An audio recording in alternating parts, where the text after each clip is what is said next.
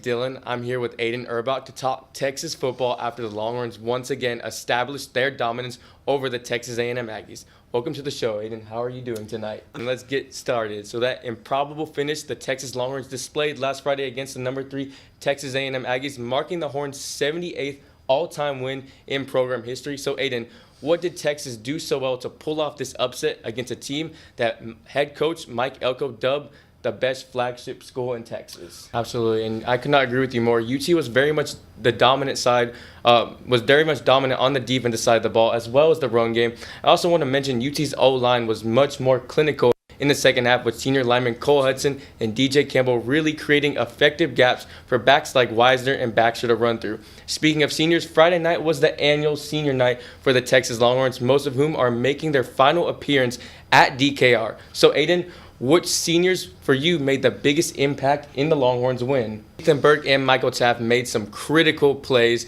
from Burke's block kick in the first quarter to Taft's late fourth quarter interception were all momentum plays that guided UT to a concise win, leaving haters like Johnny Manziel and the old-timey sports bettors of Caesar Palace devastated.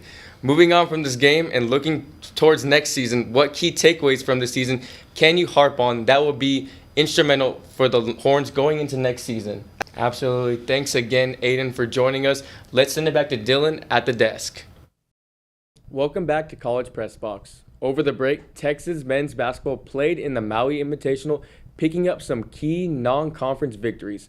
Let's go to Dylan, who's with our next analyst, to take a closer look at this team. Thank you, Georgie and Dylan. When College Press Box returns, we'll be taking a deep dive into Texas women's basketball. You won't want to miss it. Thanks, Dylan. I'm here with Raymond Gorvey to take a deep dive into the terrific week for Texas women's basketball. How's it going, Raymond? It's going good. Started. So, Ray, Texas is off to an undefeated start to the season with recent wins over number 3 UCLA and number 2 South Carolina. In your opinion, what has been the key for the team's great start to the season? Absolutely. They've been just really efficient on the fort this season. That's helping them get to number 2 in this week's AP poll rankings. And many argue that the Longhorns should be number 1 in the recent rankings after last week's performance, winning against the number 2 and number 3 teams in the country. Do you think the Longhorns should be ranked above the number 1 ranked UConn Huskies? Absolutely agree.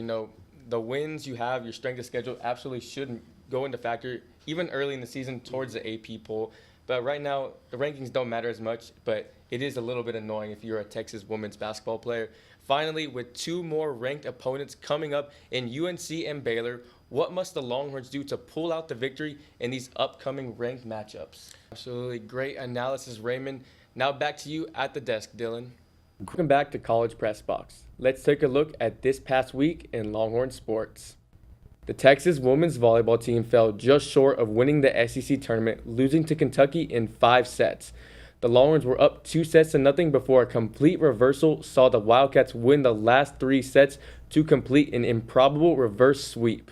Now Texas must recover quickly as it's set to begin its NCAA tournament journey this week, right here on the 40 acres as the number 3 overall seed. Farrah O'Keefe of the Texas women's golf team has been selected to participate in the 2026 Curtis Cup practice session in January. The Curtis Cup is the biannual team competition where the best women's amateur golfers from the United States take on Great Britain and Ireland. O'Keefe is one of 12 players chosen to participate in the practice session. 8 players will be selected to compete in the competition taking place in mid-June. And that concludes this week's episode of College Press Box. Thank you so much for tuning in, and as always, please make sure to tune in to our other sports shows this week, including College Crossfire Wednesdays airing at 9 p.m. and the 1-0 sports shows on Friday at 11 a.m. Also, we invite you to follow our coverage on Instagram, X, TikTok, and YouTube at the handle TSTV Sports. Thank you to our analysts, everyone in Master Control, our executive producer Kendall Unger, and all of our reporters in TSTV Sports. I'm Nolan Clay, he's Dylan Becker. Thank you guys so much for watching and have a wonderful night.